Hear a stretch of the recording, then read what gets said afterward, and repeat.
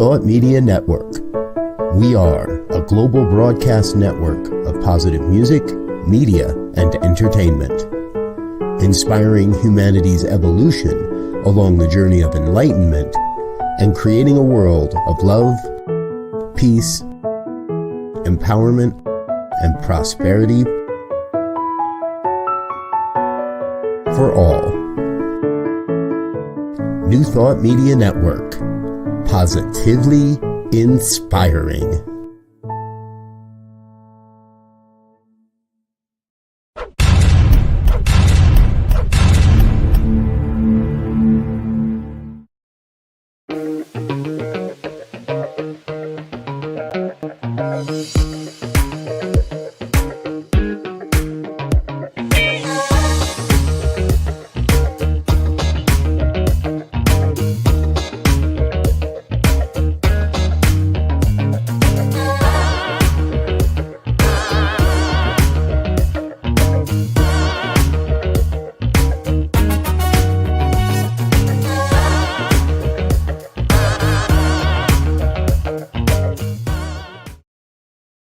And hello again, dear ones. Reverend Robert here behind the banner. And I'm joined by a very dear friend and special guest, soon to be Reverend Laura Topper, who I realized, Laura, as we were watching the intro video there, we've got your old headshot in there. I need to go back into that movie and swap out with your new haircut. That's not all that new anymore. You've had the haircut for a little while now. I just haven't changed the video. So welcome back. Welcome back. How are you doing today, dear one?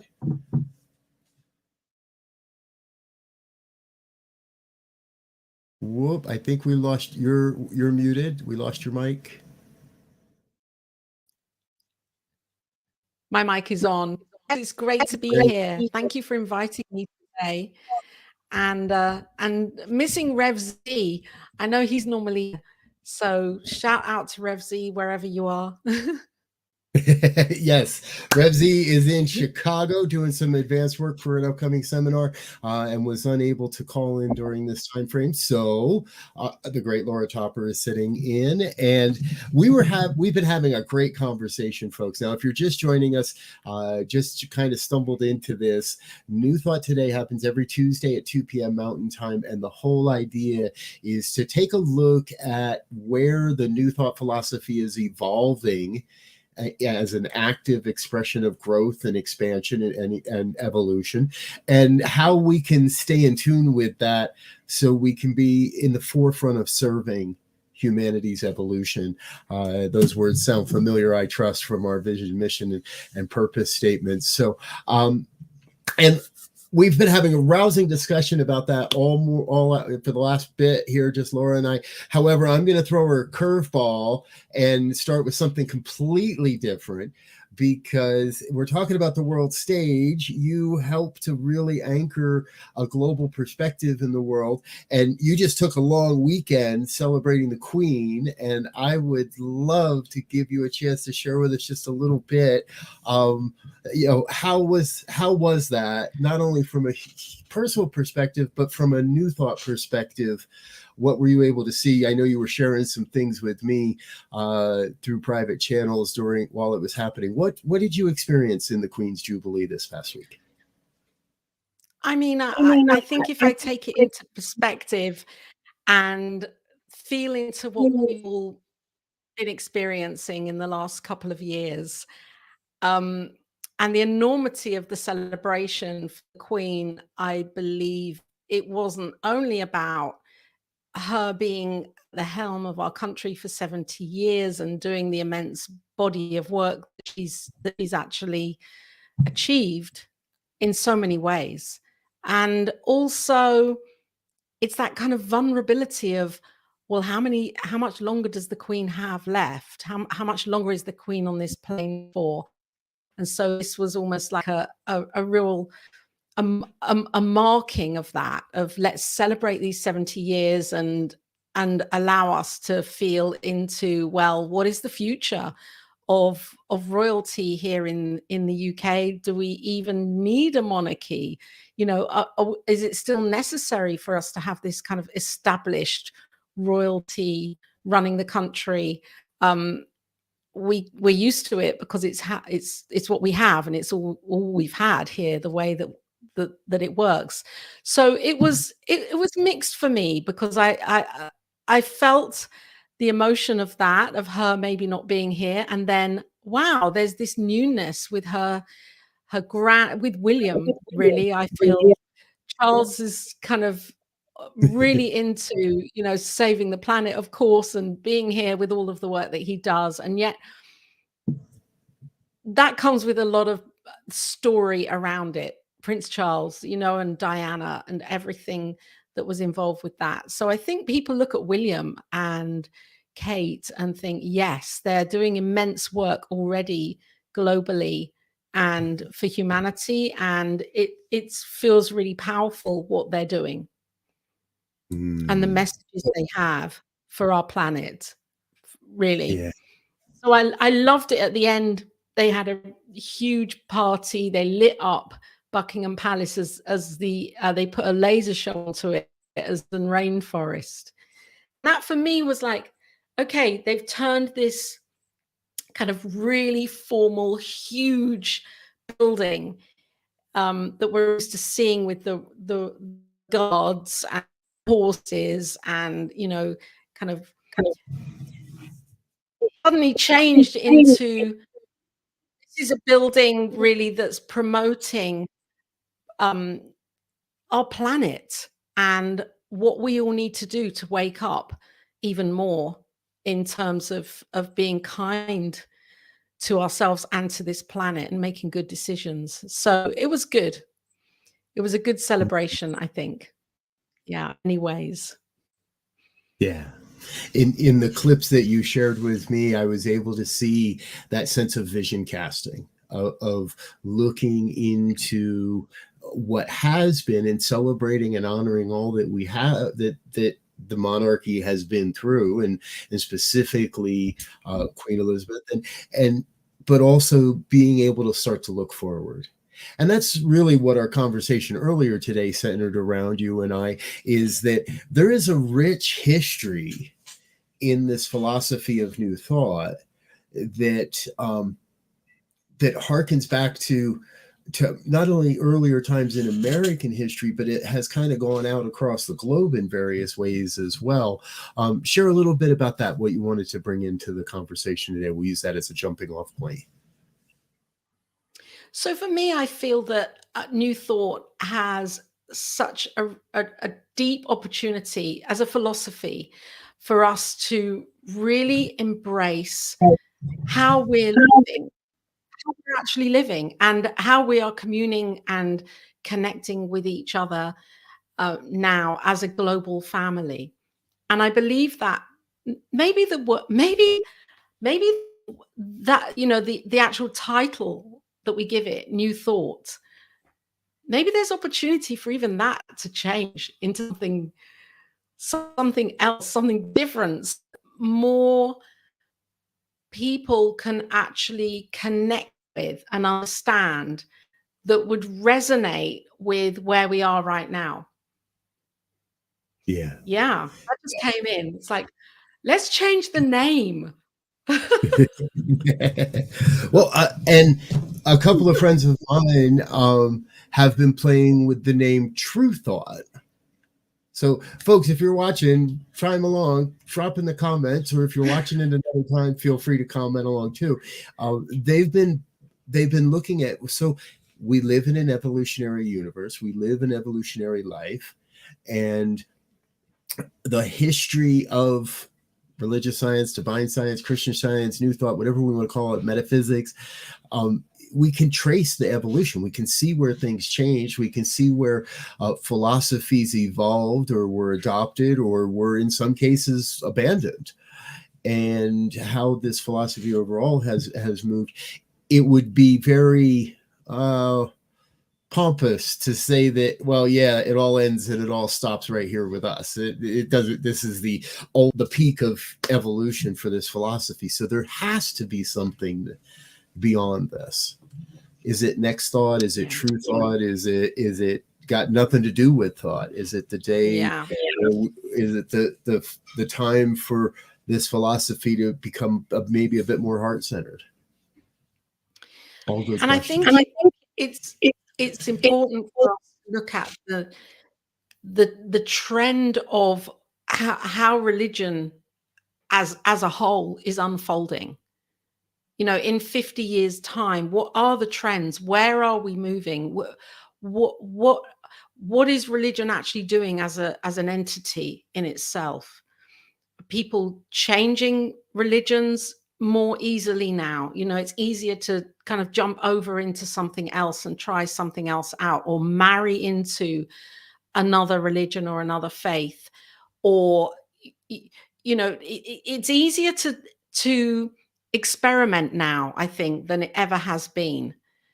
People have that freedom within to say, I'm changing this, or I'm not going to believe in any of it. You know, I'm going to be agnostic or atheist and be here right now. So I think we're in a time where self-expression is self-expressing. Yeah. And where religion maybe is more kind of like a, well, let's try this out. Let's see if this suits, if this works. Rather than, you know, when I was growing up, it was a big deal to leave your religion. Or your church, or even stay in the religion, but move churches. Right. This is fascinating because I'm flashing back to when my wife and I first got together, and when we were first dating, and we're living in Salt Lake City, and she had been brought up in a Lutheran background. And as we're starting to date, she's like, you know, if this is going somewhere, I think it's important to have a shared spiritual practice, a shared spiritual tradition of some sort. And we spent the entire summer, really, the summer of 2001, we spent shopping churches all over Salt Lake City. All right. Now, remember, folks, not everybody was online. Nobody was really online yet. And we would bounce around week to week. And I heard about this. Let's go check this out. Oh, somebody told me about this. We went and checked this out. And it was in that exploration that we had both almost given up when we found New Thought, when New Thought found us, when religious science found us. And you know, folks, let's be clear. Religious science found us, and we took a deep dive into religious science. However, that's only one avenue of this much larger thing that we call New Thought, the New Thought philosophy, the New Thought movement. Religious science is but one avenue in all of this. And that's what caught us. And it wasn't until later we started to really learn and understand the esoteric similarities and uniquenesses of the various New Thought organizations and traditions. Let's call it traditions, because organizations come and go. These have become, in many ways, other avenues have become their own tradition within New Thought. I think that sounds true. Yes. And as you're saying that, I'm really thinking into this, because this weekend we went to me and Jason went on a kind of little drive to a very old town near here called Rye, and it's in Hastings, where the Battle of Hastings was in 1066. And we walked up, it's like at the top of a hill, and we walked up, and there's a church, there's the Rye Church. We went in there, and it was really beautiful, and spoke to a woman there who looks after it. She was in there, it was Sunday, she was just doing some paperwork, and we were chatting to her, and she was, you know, that church is 900 years old. And I thought to myself, for Americans who are used to New Thought philosophy or science of mind or unity, you know, to come to places in Europe like the UK, where there is such a steeped tradition, consciousness, mass consciousness, you know, of this is how it is, this kind of Christian supremacy, if you like, but not because of mega churches, because of old churches. You know, and that's what our country is all about here in the UK. And so New Thought is new here. It's not as widely known here, and there are pockets of it. But when you think, you know, that churches like that are more the norm here than not. Yes. Yeah. So the religion part here for New Thought or religious science, CSL, unity to be here and to be in Europe, it's like breaking through this tradition that's been here and steeped for so long and so many years. And then I thought, well, how can that, what is the piece? And then it just came to me, it was like yoga here in the UK is so popular, as it is everywhere in the world. But it's the one thing that I think as a form of spiritual exercise where we can connect to the divine within us, doing yoga. And that's what I thought. Well, maybe that's the new thought. Yoga. Because yoga means unity. I can't say I haven't seen yoga classes in New Thought churches, and yes, incredibly social, theosophically aligned. That's right. As far as the oneness of it, and the oneness with all life, with every expression of life, every form of life. And yes, all right, folks, there it is. The key to enlightenment: get your yoga on. Yoga. Yoga. No matter where you do it, yoga. I hadn't thought of it from that perspective. You're very right on track here. And just like New Thought, just like all religions, there's various forms of the practice. There's those that are hyper vigilant to the exactness of the practice, and there are those that are more wishy-washy to the exactness and just in for the good time, in for the fun, in for the overall experience of it. And I think we come in and out of these things as well. There's always that ebb and flow that's happening with them. And I also know that the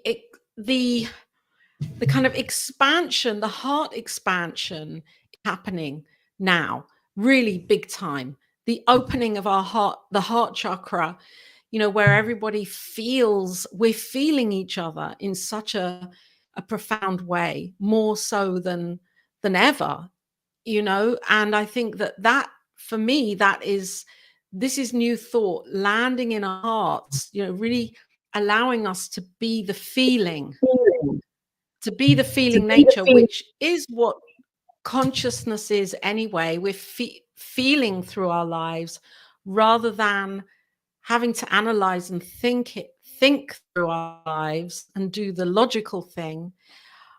I think that opens up more possibilities, because then we can start being more creative with our lives. Right.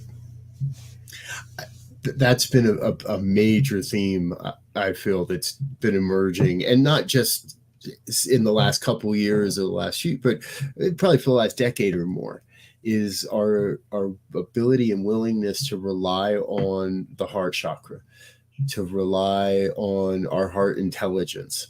And folks, if you're watching and you haven't heard of heart math, go do a quick, well, not right now, but later, do a Google search on heart math. You'll see our resonant vibration precedes us into any experience.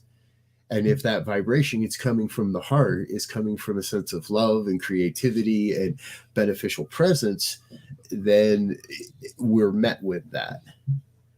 And I think that's one of the places where New Thought can really influence future generations, is being a demonstration that it's okay to love. Yes. You don't have to be a warrior.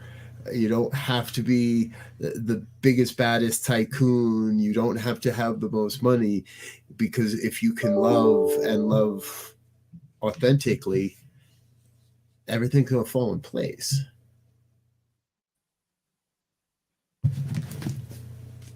We should talk about. Yes. And we're pointed to that all the way through this teaching. We're pointed to love, to be the love.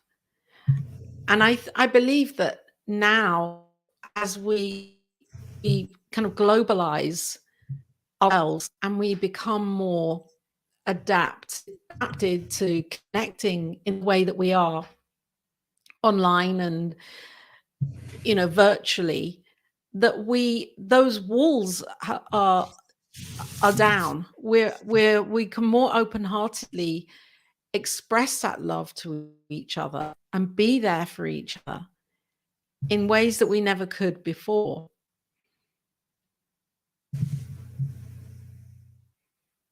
Yeah, absolutely.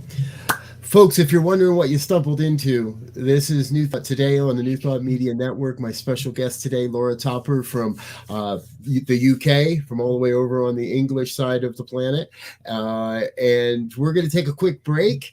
Let each of us grab a quick drink of water, and we're going to be right back. But we do want to say thank you to our sponsors and share a little bit of how you can stay engaged with the New Thought Media Network. So stay with us. We'll be back in just about a minute or so. Until then, we'll be right back. Enjoy.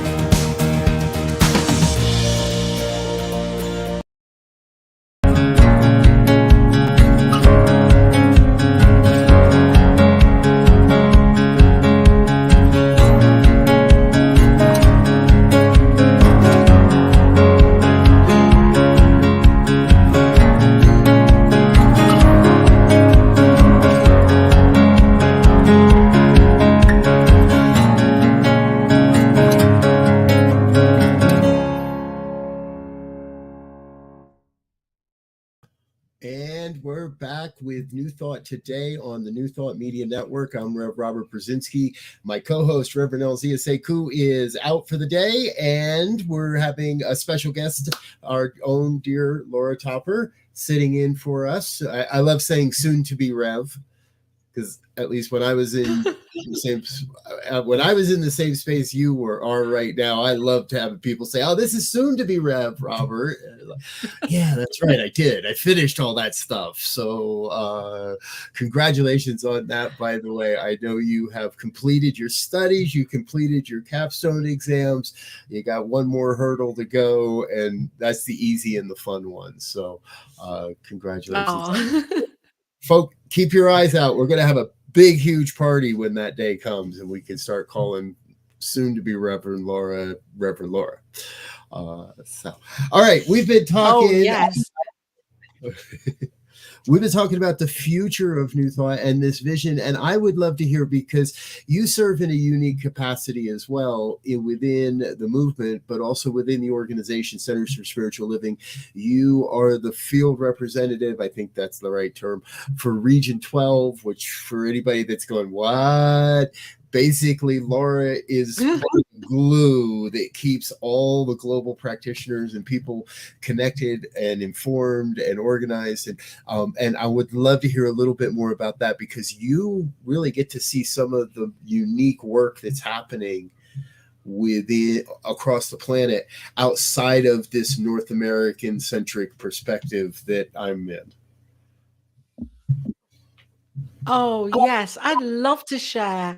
I think that actually being a practitioner, a sense of mind practitioner in England is kind of forces me and each of us that are here outside of America to really be creative. How can we be practitioners when we don't have the centers, we don't have the huge, large communities, the physical communities as you do in the States and in Canada and even in Mexico and Spanish-speaking countries? So what I found is that practitioners around the world really get to use their qualities of the divine that are with them and the teaching and the knowledge in really unique ways. And I think that's it kind of shows me actually now I'm really feeling into this. This is like the leading edge of new thought, because we're kind of bringing it to the world in ways that we're having to use our creativity, imagination, finding different ways and opportunities to meet with people and to be situational, go into communities rather than relying on the community being there because coming to a certain place to gather together. So I see new thought as being, I hope and pray that that is the coming trend for how we are as new thought practitioners and ministers and students, always a student of this amazing philosophy, that we're to take out rather than waiting for people to come. It's like we can go out and be in the world with this work and not have to rely on a physical building. I think that was absolutely part of the appeal when I first was introduced here to this philosophy as well. Is it isn't being locked up. It isn't only here, and we could say that about pretty much, I'm sure all religions that I've studied, at least, they teach people we got to take this out into the streets. We've got to be active with it, but there always felt like there was more of an evolutionary belief system at play that beckons us to create these new and innovative, like New Thought Media Network, like the work you and I are getting to share in here, in reimagining what, let's say it this way, we're reimagining what church life looks like after church. After the church is gone and we don't need the building, we get to reimagine things in a whole new light and in a whole new way. And it's a lot more fun, I think. Yes. Oh, so much more fun, because we have that opportunity to really tap into our creativity and to be with the flow of life rather than trying to make a kind of situational thing that might for some feel forced, that they have to show up for it to work. And for me, it's like I'm showing up for myself. And the more I do that within me and use the teachings personally, then I can be really present to being that light, shining the light from within me. And I think I love this philosophy because it never tells us what to think. It's teaching us how to use the power that we are. Yeah.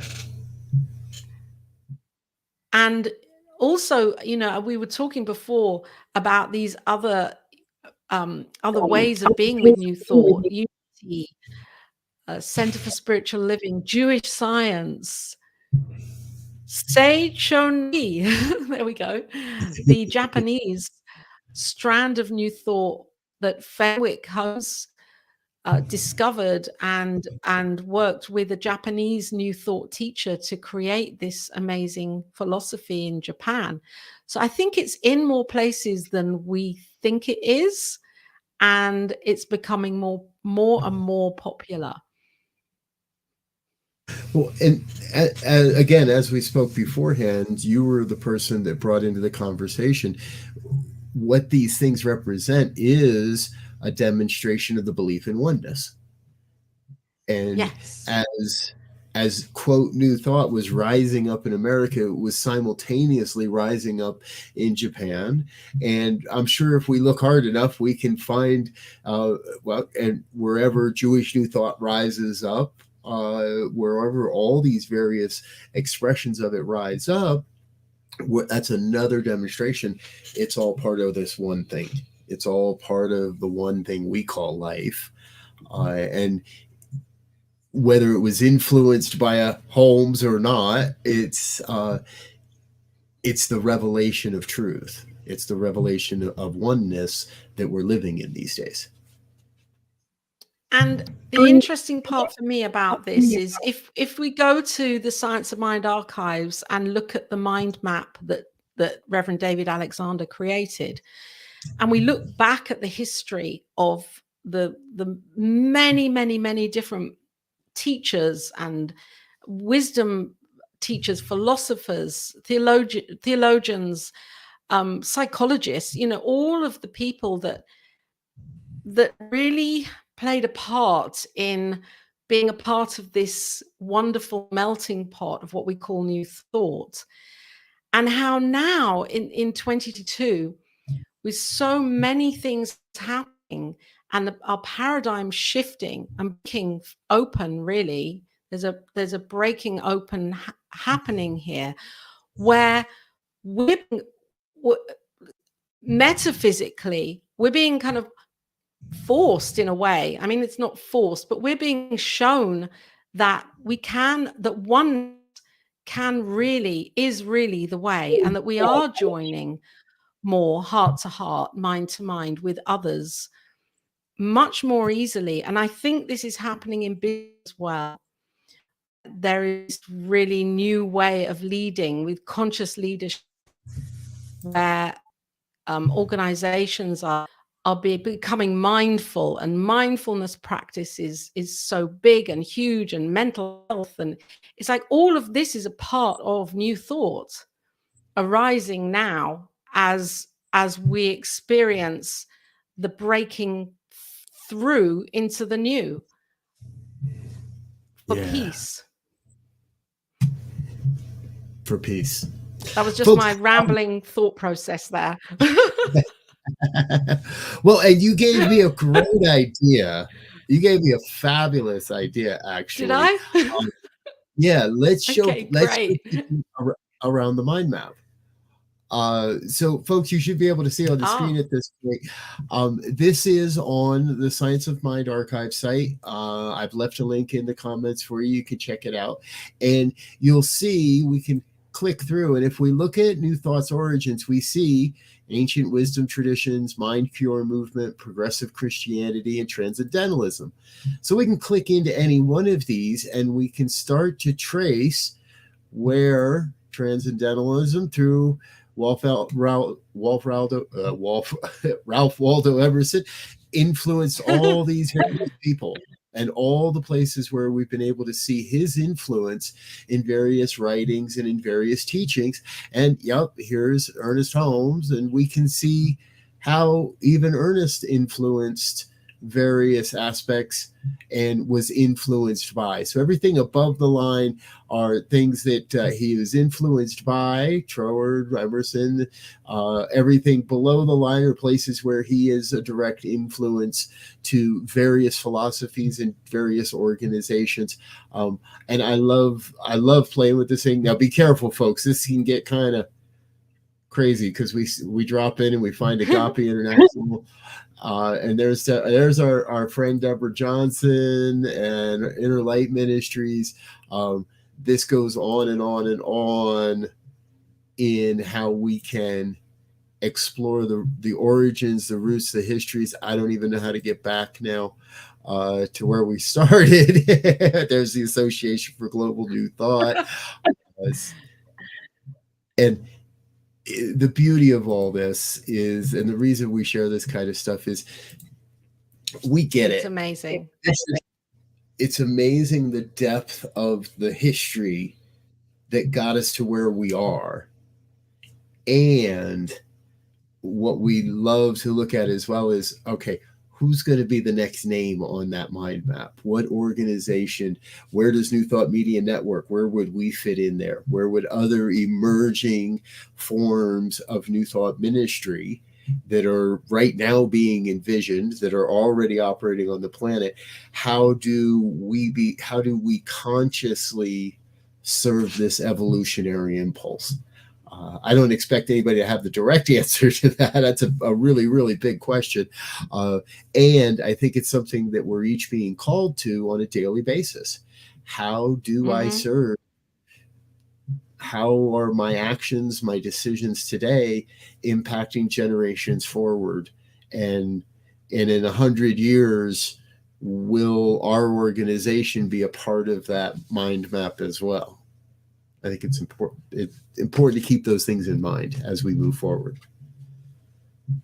Oh, thank you so much for showing the mind map, because I've been, with that mind map for a couple of years now, really looking at it, and it's a great tool for investigating, really learning about all the amazing people that have done so much to bring New Thought to where it is. And I think that ultimately, what I'd like to just maybe say about New Thought and how it's evolving, that for me, this teaching reminds me that like different, and that however I choose to demonstrate oneness in my life, that I have a choice. That's the key here. And it can be that simple for people without even having to go down the road of, this is a heavy duty religion, and I'm going to have to learn about and believe in certain things. It could be, let's call this love. Let's say this is love. This philosophy is about love, ultimately, if you want to really simplify it. And how I be more loving to myself and be that same love for others right now. And I think that takes away the language and allows us to tap into our heart space. And then we see seeming miracles happen in this life if we all take part in it from that perspective. We are the movement of love. Yeah. I think that could really, and it's wonderful. You bring up the word love, and I'm going to do a plug because I think it was you. I think it was you that finally was like, "You've got to read this," and I think it was you that I actually absolutely said, "Okay," and I went and I ordered it. It's called "See No Stranger" by Valerie Kaur, and amazing. The subtitle of this book, folks, "A Memoir and Manifesto of Revolutionary Love," and I'm not going to go into all of this right now, mostly because I'm not done with it yet, but I'm getting close. And for the longest time, there is, I don't want to call it the missing piece of the science of mind. But if I've heard any valid criticism of the science of mind philosophy across my years, it is that we don't talk about love enough. It's very right-brained. We're very analytical. We have our 5 steps, and don't you dare deviate from them, and so on and so forth. And there is a long-held rumor, if you will, that in religious science, that as Ernest Holmes made his transition from this life to the greater dimensions of livingness, he was asked if there was anything he regretted, and his answer was that he didn't write more about love. And wow. And therefore, it would be a natural evolution of this philosophy to write more about love, to experience more love, to share more love, to be more love. And I'm going to keep this going because at one point in Centers for Spiritual Living, we had the we had an acronym for CORE, C-O-R-E, the consciousness of reality evolving. Now, for a long time, I've used the term more. I want more, the movement of reality evolving. So perhaps the movement of reality is towards a greater expression and embodiment of revolutionary unconditional love. All right, I got to turn that into a blog post. Beautiful. And of course, that's what it's all about. For me, it's beyond, the words and what I'm thinking and how I'm analyzing. It's that connection that I'm feeling with the divine when my heart bursts open, meditation or in that silent place or just doing the washing up. When I can reach that place in any moment, then I know I'm centered within myself. And isn't that what this is all about? Really? Even if we don't give it a name as a religion or a faith, it's being aware of who we are as love. As love. So folks, if you haven't heard it yet today, you are loved. And that it isn't in our mission statement. It isn't in our vision. Oh, it is in our vision statement, a world of love, peace, prosperity, and empowerment for all. And we have to be willing to take, be willing to take love beyond our preconceived boundaries of love. We have to be willing to take love beyond what we've always known or what we've always believed, and be open to an even greater embodiment of evolutionary love, visionary love. We're just coming up with all of them today, aren't we? We are. Even with the lag. Even love. With the yes. There's no lag in love. Sorry, no. No. Folks, this is what it's like to work around New Thought Media Network. In case you were wondering, come join us.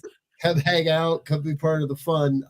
We always laugh, we always smile, and we always allow for the evolution of consciousness, which is what it's all about. So we're going to take another break. We're going to let you know a little bit more of some of the things we're involved with, but we're going to kick all of that off by saying thank you to the people that make all of this possible, sharing a big dose of loving gratitude to our organizational sponsors and our committed givers. Please help us say thank you to all these folks. We'll be back in just a couple minutes with more of New Thought Today here on the New Thought Media Network. Stay tuned.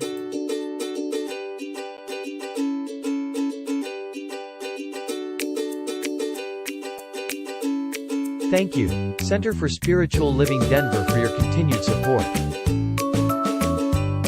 Thank you, Center for Spiritual Living Midtown Atlanta, for your monthly contribution. Thank you, Center for Spiritual Living North Jersey, for your monthly contribution. And please help us welcome Om Center for Spiritual Living in La Mesa, California. Thank you for your monthly donation. Thank you, Center for Spiritual Living Seattle, for your most generous donation. And a special thanks to Hefferland Foundation for your generous technology grant.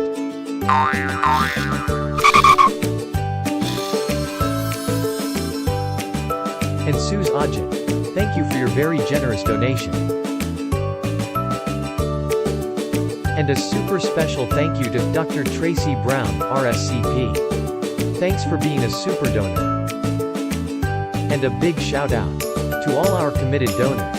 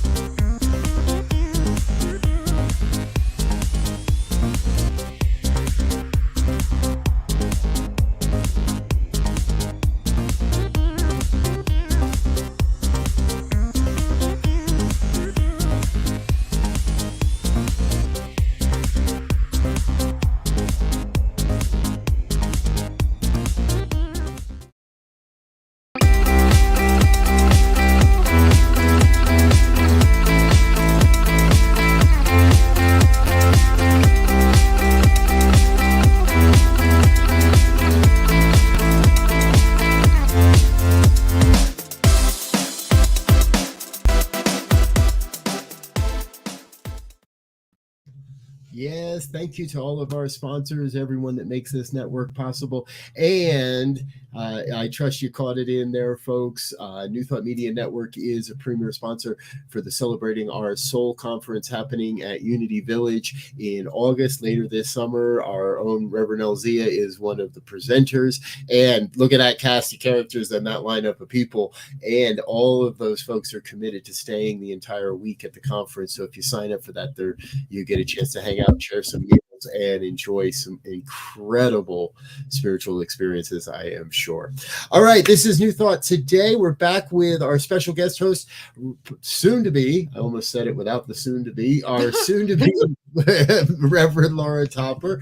And we've really been looking at not only the history and some of the roots of science of mind and New Thought and the New Thought philosophy, but starting to really cast a vision for where we're headed. And before we completely run out of time here today, Laura, I wanted to give you an opportunity. Number one, you're instrumental around this network. So please share a little bit with folks what you're doing around the network and how they can stay engaged with you as well. And also, what's your big dream? What's your big vision for where we're headed on the planet? Exactly. Very big question. That is a big question. Okay. As far as New Thought is concerned, or the network, I see that Ernest Holmes was kind of, it's like an infamous quote of his, we're open at the top. And that doesn't necessarily mean we're open at the top to change the way that we are, that we're believing about science of mind or religious science or New Thought, but open at the top as how we can express this in the world and allow ourselves to be more true to who we are. And I think that's the beauty of this whole philosophy, is that it's allowing this sense of freedom within us, with ministries and practitioners and communities, finding these new and different ways to show up that are meeting people where they are, meeting people with where they are situationally and geographically. And now we have the internet in such a diverse way, so many ways that we can reach each other, that honestly there's no excuse. It's like there's so many beautiful ways to test and experiment and bring these teachings to people, meeting them where they are. So I think it's a responsibility now of practitioners and ministers and spiritual communities to test things out and to try different things and to have fun with it, and not to just think it has to be like this because it's always been like this, but to actually open up creatively to trying out new and different ways using this technology, because this too is God expressing. This technology is God. It's been given to us to show us that we can use it to share the love in somebody's kitchen, living room, or wherever they are. So that's the exciting part for me, is that we can really be, I mean, I don't know if I'm kind of a bit ADHD, and that's okay. I'm not labeling myself, but it gives me a kind of an excuse to say, oh, yes, let's try it this way for a change. And I think that's the exciting part. Yeah. Exactly. That's what I love about hair coloring, is I can color my hair. Oh, well. I haven't in a while, but you can color your hair and then it grows out and you can do something different again. But I agree with you completely. In today's age, why not take the chance? Put up the podcast, put up a video broadcast, go live on whatever platform it is, speak your truth so the world may hear, because we can't judge how impactful our words or just hearing the truth is to somebody who hasn't heard the truth before. And all the various forms and ways that are available to us today are just, it's ripe. It's ripe. And if you mess up, hey, it's the internet. Nobody's really going to remember. Unless it's really bad and you do something really ugly, then they might remember. But if you mess up a little bit, you say the wrong word, or a broadcast doesn't go so great, that's okay. That's part of being real. It's part of being authentic. It's part of being alive on the planet at this time. And it is a rich time to be here. Yes. And I think we have a responsibility as students of this teaching and teachers of this teaching to really, like, every day to say, what can I do? What can I do to share this? What's like, Dr. Tracy Brown, her whole movement is, what's mine to do? What's mine to do? And I think that's an incredible question. And I know the solution is always, the answer is always here immediately as we ask these questions to ourselves, to the divine within us. Ask that question regularly. And even if it changes, it doesn't matter. And actually do it.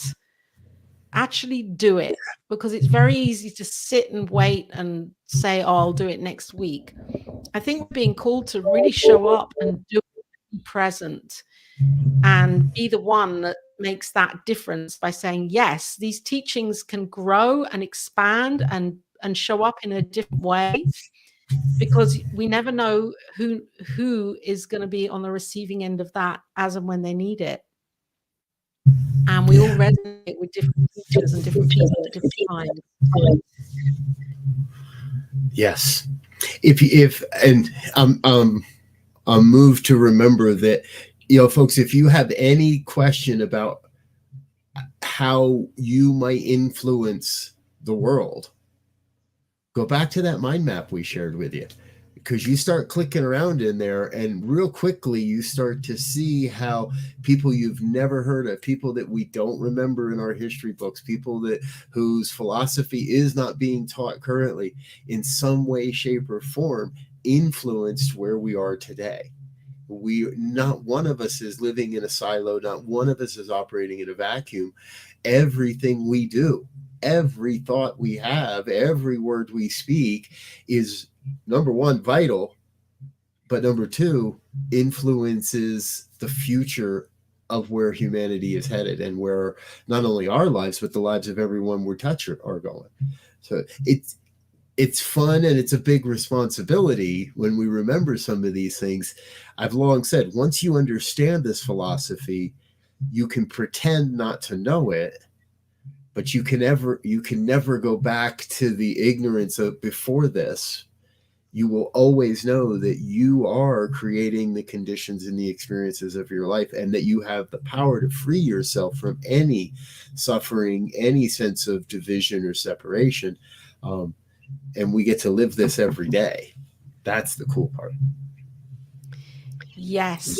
And I think the other piece for me, I know if we have a minute, is that